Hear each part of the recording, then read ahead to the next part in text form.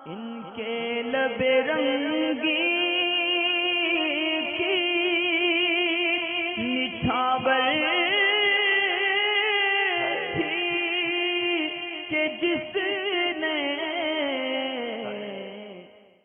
औरत की नसबंदी के ताल्लुक़ से भी सवाल था। ये एक दफ़ा अभी लाइव में किसी, और मेरे ख्याल से राहिल भाई के लाइव में सवाल आया था कि औरत की नसबंदी के ताल्लुक़ से, तो मैंने उसमें कमेंट में जवाब दिया था कि नसबंदी जो है ना औरत की, वो हराम नहीं है कराना। असल में बात ये है कि जैसा कि उलमा इकराम का फ़तवा है कि नसबंदी कराना वो हराम है, तो उसूल ये होता है कि इज़ा ज़ालल मानिउ आदल ममनू, कि जब माना ज़ाइल हो जाएगा तो ममनू लौट आएगा।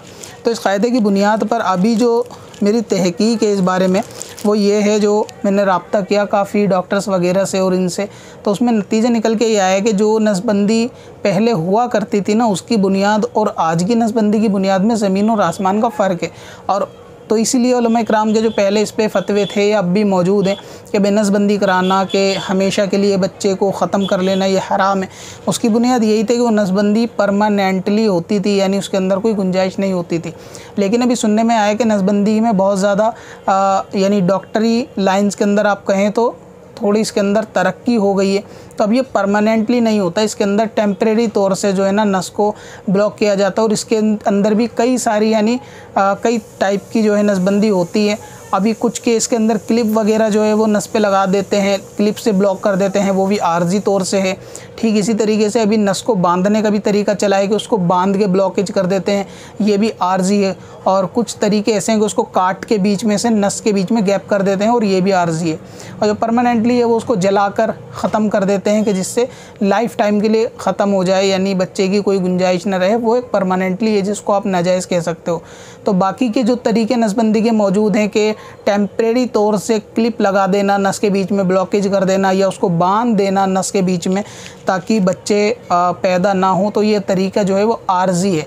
और आर्जी तरीका अपनाने के लिए शरीयत उस वक्त तक मना नहीं करती जब तक शरीयत के अंदर वो कोई खिलाफ शरा मामला करके ना गुज़रे, यानी उस तरीक़ों को अपनाने के लिए। अब इसके अंदर क्या खिलाफ शरा मामला हो सकता है? वो हो सकता है सबसे बड़ा बेपर्दगी का, यानी औरत का जो सित्र औरत है, ख़ास तौर से वो पार्ट्स प्राइवेट पार्ट्स औरत का, कि जिसको गैर औरत के सामने भी खोलने की इजाज़त नहीं है। नसबंदी कराने में ये मामला सामने आता है, जिसकी बिना पर अब ये नसबंदी जो है वो मना होगी। लेकिन इसके अंदर अब अगर जायज़ की बात करेंगे तो एक सूरत जायज़ की ये निकल सकती है कि अगर किसी औरत का हस्बैंड ही डॉक्टर है और उसको यानी इसी चीज़ का स्पेशलिस्ट है, उसको मालूम है कि ये टेम्परेरी वाली नसबंदी वो कर सकता है, कि भाई इसको जब मैं चाहूँ खोल सकता हूँ और जब चाहूँ इसको ब्लॉकेज कर सकता हूँ, तो ऐसी सूरत में वो नसबंदी आदमी के ज़रिए से औरत का करवाना ये जायज़ हो जाएगा। यानी ये उस सूरत में होगा कि जब उसका जो है वो शौहर ही डॉक्टर हो, जिसके सामने सित्र के अंदर मामला ना हो। और अगर सूरत हाल ऐसी नहीं है तो फिर सित्र की बिना पर ये मना होगा। बाकी नसबंदी जो है वो अब परमानेंटली बची नहीं है। बाकी जिसको शक शुबा हो वो डॉक्टर से तहकीक कर ले। अलबत्ता इतना भी ज़रूर है कि जो टेम्परेरी है, यानी नस को ब्लॉक करना क्लिप के ज़रिए से, क्लिप लगा देना या फिर ये कि उसको राउंड से किसी चीज़ से बांध देना, तो इसके अंदर वापस खोलने पे डॉक्टर्स की राय ज़रूर है कि इसके अंदर बच्चे होने के चांसेस जो है वो 50-50 रहते हैं, यानी 100% बाद में सफल हो ऐसा ज़रूरी नहीं है। लेकिन नसबंदी खोली जा सकती है बाद में, वापस औरत पहले जैसी जो नसबंदी से पहले सूरत हाल थी वही सूरत हाल हो सकती है। तो अब ये परमानेंटली नहीं है, तो इसको फिर ये नहीं कह सकते कि हराम है, क्योंकि वही है कि जब माना ज़ाइल हो जाएगा तो ममनू लौट आएगा, कि जो बुनियाद थी इसके नाजायज़ होने की, जब वो बुनियाद जाती रही तो जो चीज़ नाजायज़ थी वो वापस पलट कर आएगी।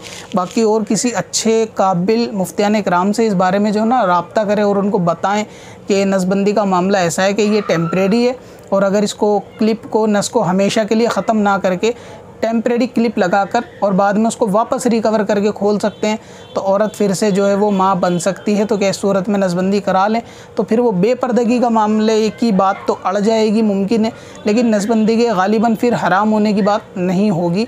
लेकिन शौहर अगर ऐसा है कि बाद में कर सकता है, उसको यकीन है, गालिब है कि मैं ये काम करने के बाद वापस ब्लॉकेज खोल के वापस औरत रिकवर कर जाएगी, यानी बच्चे को जन्म देने के लिए, तो इस सूरत में उस हद तक ही कि जब शौहर और उसका हस्बैंड जो है ना डॉक्टर है तो इजाज़त होगी।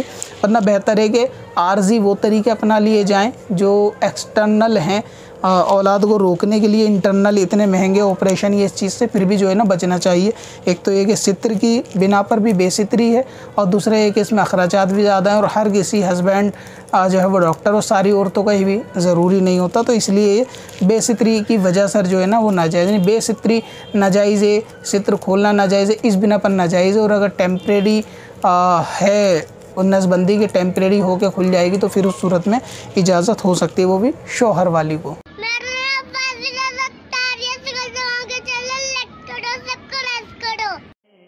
पत्थर में असल लाले पुरनवार